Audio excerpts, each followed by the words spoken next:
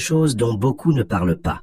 Un événement qui a eu lieu à Hollywood, quelques heures avant le début des incendies. Le blasphème. Oui, vous avez bien compris. Hollywood s'est moqué du nom de Dieu, quelques heures avant le début des incendies dévastateurs, comme vous allez le voir tout de suite dans cette vidéo. En fait, un jour avant que l'incendie ne commence à détruire la Californie, plus précisément le 6 janvier 2025, il y avait à Hollywood The 2025 Golden Globes Awards, qui célébrait le meilleur du cinéma et de la télévision.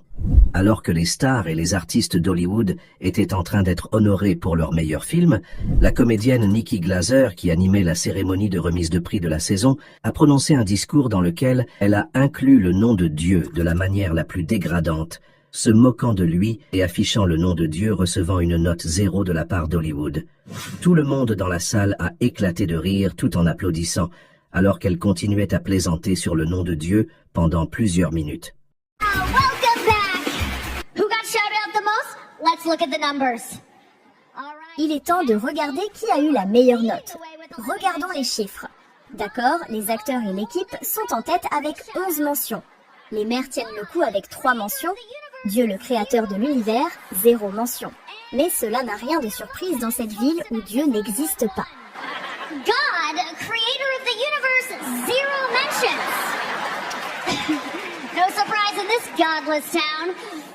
La question est la suivante. Quel était l'objectif de ce discours? Oui, c'était le moment de se divertir et de s'amuser. Mais pourquoi inclure le nom de Dieu et s'en moquer lors d'activités aussi futiles? Qu'est-ce que Dieu avait à voir avec cet événement du cinéma, de la musique et du télé-réalité, au point d'inclure son nom dans la liste des participants pour ensuite lui attribuer la note 0? C'est comme si elle voulait dire au monde, pour nous, les stars d'Hollywood, Dieu n'existe pas et voilà que nous le mettons en bas de la liste et lui donnons 0 point, parce que pour nous, il n'a rien accompli.